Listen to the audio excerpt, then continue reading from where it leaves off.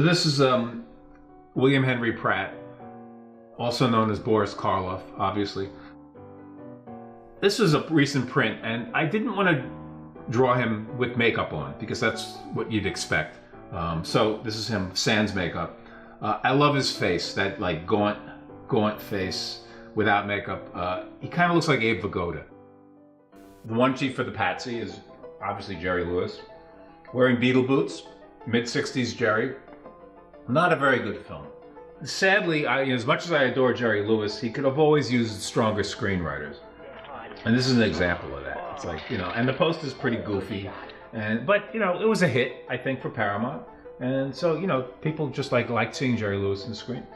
Poster for Damn Yankees.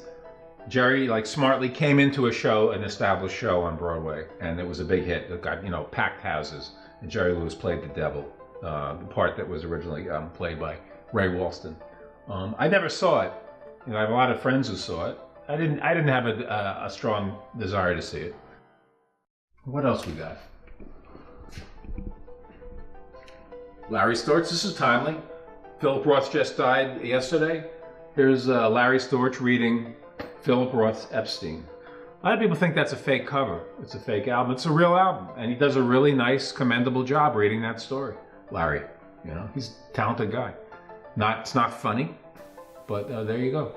Max Asness ran the Stage Deli in New York, the famous New York Jewish deli.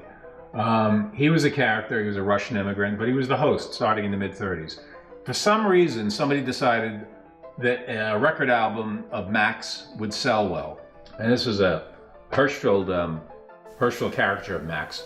I think Max probably commissioned it from Hirschfeld. It's an interesting album to listen to. It's not funny ever. Like a fella before says to me, he says, Max, pick up my check tonight. I says to him, I have the doctor's orders not to lift anything. He's called the Corned Beef Confucius, which is the title of the album, and there's obviously no photos of corned beef on the cover, so that was an oversight. Some of my awards in the Jewseum. First, we have Jan Murray's award for American Friends of the Hebrew University. He was awarded this for his most precious gift is laughter. This was an award given to Della Wallace in 1960, a Jerry Lewis Muscular Dystrophy Strikeout Award from the Country Club Bowl. The famous Jerry Lewis character is actually facing the other way, but for some reason somebody felt they had to flip it for this award. From the Variety Club of Florida, Lifetime Achievement Award presented to Henny Youngman, King of the One-Liners, in 1990 in March.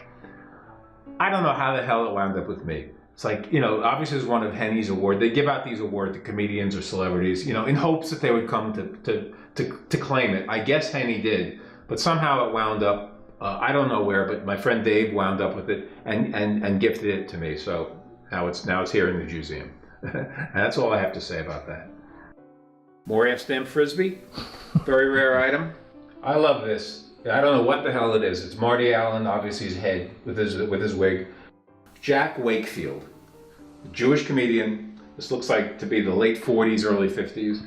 He is completely forgotten, but he shouldn't be. I think it was the year Jack Benny died, so it was one of those last events. It was this big March of Dimes program, shaped like a Jack Benny violin. Pretty cool, right? Here we have Jan Murray flashcards. Jack Wakefield. He was funny. He was the original Alan Brady in the original Dick Van Dyke show, before Dick Van Dyke was on the show. I don't know who decided that the kids would want to throw a Frisbee with Maury Amsterdam's likeness on it, but somebody did decide that. Jack Wakefield played the boss. His name wasn't Alan Brady in that show, it was Alan Sturdy. Now, slow that down. Alan Sturdy, what does that sound like? Alan's dirty. So that was an inside joke. I don't know how many of these were made. It's possible Maury Amsterdam himself had them made, commissioned it. But anyway, here it is, Maury Amsterdam Frisbee. I don't play with it. It's just on display here. It's valuable. But then anyway, that's his legacy. And he kept on performing in comedy clubs in the Catskills. He did one album, Jack Wakefield Takes the Concorde. I have that here. And he lasted into the 70s, 80s, but completely forgotten. But here he is, Jack Wakefield.